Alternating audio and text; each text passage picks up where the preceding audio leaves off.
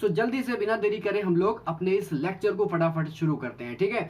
तो सबसे पहला मुद्दा, जब हम बायोलॉजी पढ़ते हैं तो सबसे पहला मुद्दा ये होता है कि what is science. Because science की ही ब्रांच क्या है, बायोलॉजी। अभी हम आपको आगे बताने वाले हैं, आगे हमारे साथ बने रहिएगा तो आपको आगे भी देखने को ये मिलेगी बात, ठीक है। अगर हमसे पूछे कोई भैया साइंस क्या है, तो आप क्या बताओगे साइंस के बारे में कि व्हाट इज साइंस। तो science is nothing, is just a organised body of knowledge. क्या है, ऑर्गेनाइज्ड बॉडी ऑफ नॉलेज।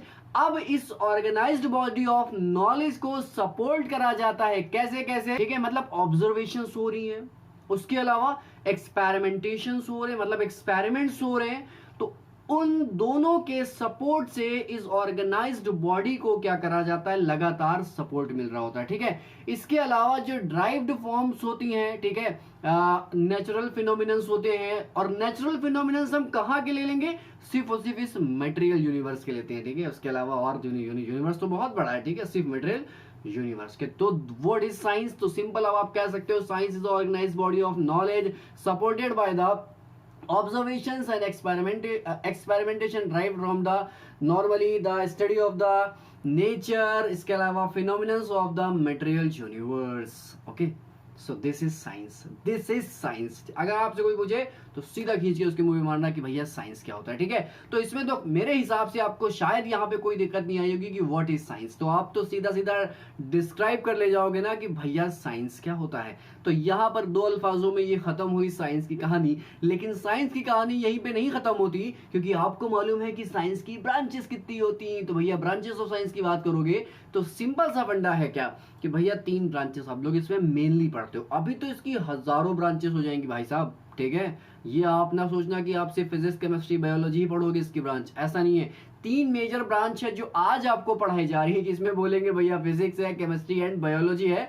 लेकिन ये ब्रांचेस अभी आपको आपके बचपन में सिखाई जा रही है। जैसे जैसे आप बड़े होगे आपको खुद समझ में आ जाएगा कि वाकई में ये जो ब्रांचेस थी साइंस की कितनी हुआ करती थी। मतलब हमको क्या बचपन में बेवकूफ बनाया गया था ना बाबा ना। आपको आपकी मेंटालिटी के हिसाब से, आपको आपके इंटेलिजेंसी के हिसाब से जो बातें अभी छोटी छोटी बातें दी जाती हैं, जो थोड़ा थोड़ा ज्ञान भरा जाता है, यही भरा हुआ ज्ञान अभी आपको आगे काम आने वाला होगा जब आप इसी साइंस की एक बहुत सारी मींस एक नहीं कई सारी ब्रॉड ब्रांचेस को यहाँ पर एक्सप्लोर करोगे, ठीक है। लेकिन फर्स्ट ऑफ ऑल हमने बोल दिया ना कि 3 ब्रांचेस मेनली आपको पढ़नी है, ठीक है। Physics, then chemistry, then biology. अब फिजिक्स क्या है, हम लोग फिजिक्स में बात करेंगे। केमिस्ट्री क्या है, हम लोग केमिस्ट्री में बात करेंगे। हम लोग पढ़ रहे हैं क्या, बायोलॉजी, तो यहां पर हम लोग किसकी बात करेंगे, बायोलॉजी की। तो अब अगर आपसे कोई पूछे कि बायोलॉजी क्या है, व्हाट इज बायोलॉजी, देन आप अगर बायोलॉजी बताना चाहते हो तो बायोलॉजी का मीनिंग वही टर्म से निकल आता।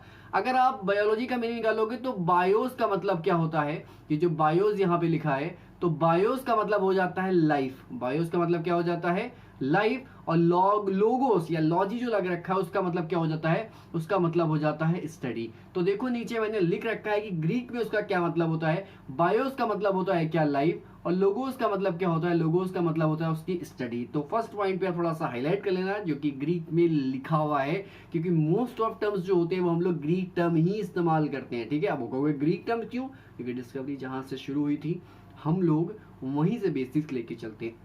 आई होप आपको ये बात क्लियर हुई होगी कि हम हिंदी में क्यों नहीं लेके चल रहे, हम इंग्लिश में लेके क्यों नहीं चल रहे, हम संस्कृत में, हम उर्दू में, हम मलयालम में लेके क्यों नहीं चल रहे, हम ग्रीस में लेके क्यों, ग्रीक लैंग्वेज में सॉरी लेके, ग्रीस की लैंग्वेज है, ठीक है, जिसको हम लोग ग्रीक कहते हैं, ठीक है।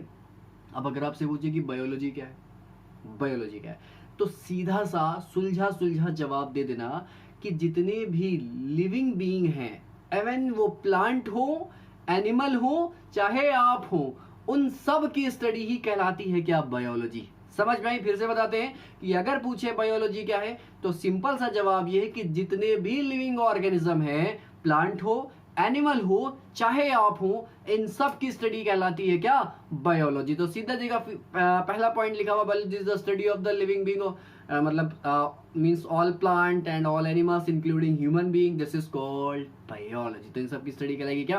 बायोलॉजी। लेकिन मैंने दो अच्छी अच्छी बातें यहाँ पे लिख रखी हैं जो बहुत ही दिल को छूने वाली बातें होती है, ठीक है। जो बायोलॉजी पढ़ेगा उसी के दिल को ये बातें छुएंगे, ठीक है। हर की बातें तो बहुत सारी छू जाती हैं दिल को भैया, लेकिन ये बायोलॉजी वाली बातें उनको ही छूती है जिनको बायोलॉजी से बहुत ज़्यादा प्यार होता है, ठीक है। तो अब मेरी बात को ध्यान से सुनिएगा कि बायोलॉजी की एक डेफिनेशन और हो सकती है। वो डेफिनेशन क्या है कि biology is the story of life on earth. अच्छा, हम लोग बायोलॉजी पढ़ रहे हैं ना, अर्थ पे हमने जो कन्वेंशंस बनाए वो सिर्फ अर्थ तक ही तो सीमित है। ऐसा तो है नहीं कि दूसरी गैलेक्सी में अगर जो लोग हों, दूसरी गैलेक्सी में जिनको हम एलियंस बोलते हैं, उन लोगों ने हो सकता है किसी और टर्म में इन सब चीज़ों को पढ़ते हो, है भी नहीं है, लेकिन हाँ लिटरली आप ये कह सकते हो कि है। तो इस दुनिया के बाहर, इस गैलेक्सी के बाहर, गैलेक्सी के बाहर ही सोच लो, अपने सोलर सिस्टम के बाहर जो कोई भी होगा वो उनका अपना अलग कन्वेंशन है। लेकिन हमने क्या बना रखा, हमने जो अर्थ पे जो स्टोरी है किसकी, लाइफ की, हमने उसको बायोलॉजी मान रखा है। उसके अलावा हम ये भी कह सकते हैं कि biology is the story of the evolution of organism on earth, ठीक है। जितने भी ऑर्गेनिज्म हैं उन सबके एवोल्यूशन की जो स्टोरी है अर्थ पे, वही कहलाती है बायोलॉजी। तो दो पॉइंट मेरे यहाँ पर बहुत ही फेवरेट से पॉइंट लिख रखे हैं कि biology is the story of life on the earth, तो दूसरा लिख रखा है कि biology is the story of the evolution of organism on the earth. Clear बात? आई होप आपको यहाँ तक तो थोड़ा सा मजा मजा सा आ रहा होगा। बता दें आपको कि लेक्चर बहुत लंबा नहीं होगा, बहुत लेंदी नहीं होगा, थोड़ी थोड़ी बातों में, थोड़ी थोड़ी पीपीटी में हमारे चैप्टर सटासट फिनिश होते चले जाएंगे मेरे बच्चों। चलो ध्यान दो यहाँ पर। अभी हम लोगों ने बात कर ली साइंस की, अभी बात करी हमने बायोलॉजी की, लेकिन बाबा ये अब लाइफ साइंस क्या आ गया, जरा सुनो। आज के समय में जो साइंटिस्ट होते हैं, ठीक है, साइंटिस्ट प्रेफर करते हैं लाइफ साइंस ना कि बायोलॉजी। अब लाइफ साइंस क्यों मतलब प्रेफर करते हैं, जरा सुनो इसको। कि अगर हम नॉर्मली देखें बायोलॉजी को, तो बायोलॉजी में एक मतलब biology is also the branch of science, जिसमें हम लोग किसके बारे में पढ़ते हैं, लाइफ के बारे में या लाइफ प्रोसेस के बारे में जब स्टडी करेंगे, तो इसी बायोलॉजी को हम लोग प्रिफर करेंगे क्या, लाइफ साइंस, या इसी को हम लोग क्या बोल सकते हैं, लाइफ साइंस। तो बायोलॉजी से बेहतर हम लोग क्या इस्तेमाल कर सकते हैं टर्म वहां पे, लाइफ साइंस। समझ में आई कि नहीं आई बात? तो अब अगर आपसे कोई पूछे कि लाइफ साइंस क्या होता है, तो आज के समय में साइंटिस्ट जो होते हैं वो प्रेफर करते हैं टर्म लाइफ साइंस, किसकी जगह पर, बायोलॉजी की जगह पर। क्यों? क्योंकि आप सभी को मालूम होता है कि जो नॉर्मली अगर हम बात कर लें किसकी, बायोलॉजी मतलब लाइफ की, अगर हम लोग यहाँ पर बात कर लें तो लाइफ प्रोसेसेस की तो स्टडी हम लोग कर रहे होते हैं। मतलब इनडायरेक्टली हम बायोलॉजी अगर बोले कि हम बायोलॉजी पढ़ रहे हैं, तो हम ये भी तो कह सकते हैं कि जो लाइफ प्रोसेसेस हम उन्हीं की स्टडी कर रहे हैं। तो लाइफ प्रोसेसेस की स्टडी करने को क्या कहते थे भाई, ये बड़ा बड़ा लिख रखा है यहाँ पे, लाइफ साइंस। क्या कहते थे हम उसको, लाइफ साइंस। तो बायोलॉजी की हम रिप्लेस करके क्या उसकी जगह लाइफ साइंस नहीं कर सकते। हाँ, तो लाइफ साइंस अब धीरे धीरे एक मतलब एक अलग ब्रांच बनती चली गई, बायोलॉजी एक अलग ब्रांच बनती चली गई। लेकिन आपको बता दें कि बायोलॉजी और लाइफ साइंस में कोई फर्क नहीं होता, क्योंकि बायोलॉजी में आप क्या मतलब अभी हमने पीछे निकाला था, मतलब कि ग्रीक में क्या कहते थे कि स्टडी ऑफ लाइफ, है ना, दिस इज कॉल्ड बायोलॉजी। और लाइफ साइंस से आती है लाइफ प्रोसेसेस की स्टडी, उसी को तो कहा गया। तो लाइफ साइंस और बायोलॉजी में कोई खासा फर्क नहीं है। बस आज के ज़माने में हम लोग जो साइंटिस्ट लोग हैं वो बस मनवाने की कोशिश कर रहे हैं बच्चों से कि भैया बायोलॉजी ना बोलकर आप अगर लाइफ साइंस बोलो तो वो ज़्यादा बेहतर हो जाएगा। आई होप आपको मेरे बच्चों ये भी बात समझ में आ गई होगी, ठीक है। लेकिन एक बात जरा सुनो कि हम लोग आज बायोलॉजी बायोलॉजी बायोलॉजी बोले जाते हैं, लेकिन ये बताओ कि जब पुराना ज़माना था तो उस समय ये बायोलॉजी की ग्रोथ कैसे हुई, मतलब ये कैसे कैसे कैसे कैसे ये मतलब प्रोसेस हम जानते गए, कैसे कैसे एनिमल्स प्लांट्स के बिहेवियर हम समझते गए, कैसे उनकी हैबिटेट जानते गए। तो ये सब चीज़ें एक साथ नहीं हो गई। ऐसा नहीं कि एकदम से पट से एकदम से ऊपर जूलॉजी की या बॉटनी की या साइंस की किताब गिरी और हमने पढ़ना शुरू कर दिया, ऐसा था क्या? ना, हम लोगों ने खुद यहाँ पर बनाया, हम लोगों ने पढ़ा, उन लाइफ प्रोसेस को भी हम लोगों ने प्रोसेस जब हमें नॉर्मली समझ में आए तो फिर हमें लगा कि हाँ किस तरह से ग्रोथ हुई होगी बायोलॉजी की। मतलब आज भी एग्जैक्टली कोई ये बात नहीं कह सकता कि रियल में बायोलॉजी की शुरुआत कहाँ से हुई या स्टडी ऑफ बायोलॉजी कहीं से शुरू हुई, ये हमें मालूम है, लेकिन कहाँ से हुई इसके बारे में कोई तय बात आज भी नहीं है, ठीक है। तो no one can say when the study of the biology exactly began. ठीक है, तो ये बात तो आई होप आपको ये बात पता ही होगी कि भैया नॉर्मली किसी को ये बात नहीं पता कि कहाँ से ये बातें शुरू होती चली गई। ठीक है, अब देखो भाई, अगली बात ये है कि हम नॉर्मली जानते थे कि प्रिमिटिव मैन के बारे में, आप सबने अर्ली मैन के बारे में सुना होगा।